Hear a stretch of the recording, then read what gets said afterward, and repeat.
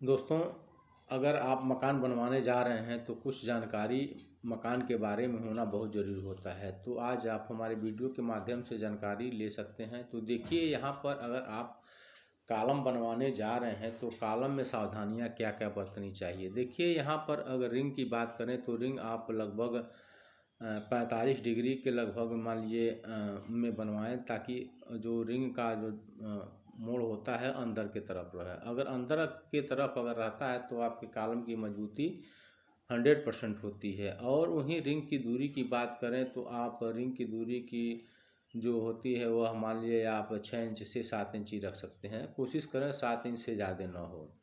और रही सरिया की बात, आप कोशिश करें कि आप 6 सरिया का कॉलम बनवाएं, हो सके तो 8 सरिया का कॉलम बनवाएं।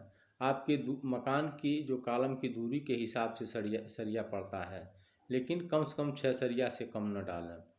अगर 6 सरिया अगर डालते हैं तो मान लीजिए आपका मजबूती और बढ़ जाता है। अगर वहीं 8 सरिया डाल देते हैं तो आपकी मजबूती 100% हो जाती है, क्योंकि जो कंक्रीट की पकड़ सरिया ही करता है। सरिया जब ज़्यादा रहेगा तो कंक्रीट की पकड़ अधिक होगी, और कंक्रीट की जब पकड़ अधिक होगी तो कोई आपदा झेलने में दिक्कत नहीं आएगी।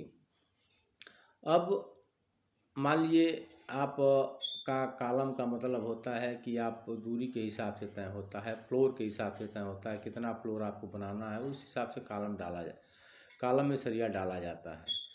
तो कभी भी आप 6 सरिया से कॉलम में सरिया न डालें। रही दूसरी बात, आप अगर कॉलम की ढलाई की बात करें तो आप कभी भी मिनी प्लांट का सीमेंट का प्रयोग न करें, मेजर प्लांट के सीमेंट का प्रयोग करें, और बढ़िया क्वालिटी का सीमेंट का प्रयोग करें, क्योंकि पिलर पे ही मकान टिकती है। और रही दूसरी बात, आप अगर दीवार कमज़ोर या किसी सीमेंट से बनवा लेते हैं, प्लास्टर करा लेते हैं, तो आप उसको चेंज कर सकते हैं, लेकिन आप कॉलम को कभी आप चेंज नहीं कर पाएंगे। इसलिए कोशिश करें कि आप ब्रांड सीमेंट लगाएं और बढ़िया सीमेंट लगाएं, और 2-1 का ढलाई कराएं। 2-1 से ढलाई ज़्यादा न कराएं। 2-1 से ढलाई कराने का फ़ायदा होता है, बहुत बढ़िया होता है।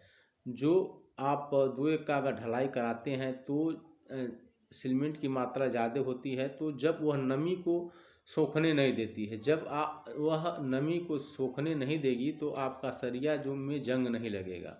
और जब आपके सरिया में जंग नहीं लगेगा तो वह मुरझाएगा नहीं और आपका सरिया फूलेगा नहीं। होता क्या है कि मान लीजिए आप कॉलम के ढलाई में मान लीजिए ब्रांड सीमेंट बढ़िया सीमेंट नहीं लगाए और 3-1 का बनवा दीजिए, 4-1 का बनवा दीजिए, जानकारी न होने के नाते। तो क्या होता है, जब वो पानी सोखने लगता है, जब पानी सोखने लगता है तो सरिया जंग लेती है। जब जंग पकड़ती है तो वह फूलने लगती है। जब फूलने लगती है तो पिलर को फाड़ देती है, यानी पिलर फट जाता है।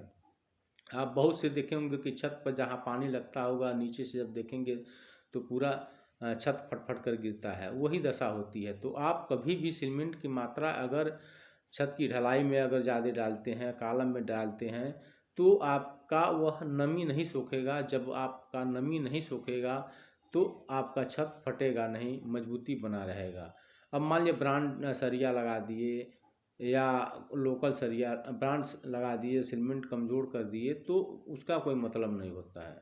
आप मीडियम का सरिया लगाते हैं, ब्रांड सरिया लगाते हैं, तो सीमेंट की मात्रा अधिक होनी चाहिए। अब रही कि छत की बात, अगर ढलवाने जा रहे हैं तो छत को बढ़िया तरीके से दीवार को धो लें, कॉलम को धो लें, और पूरे सरिया को धोएं, और शटरिंग को भी पानी से धो दें।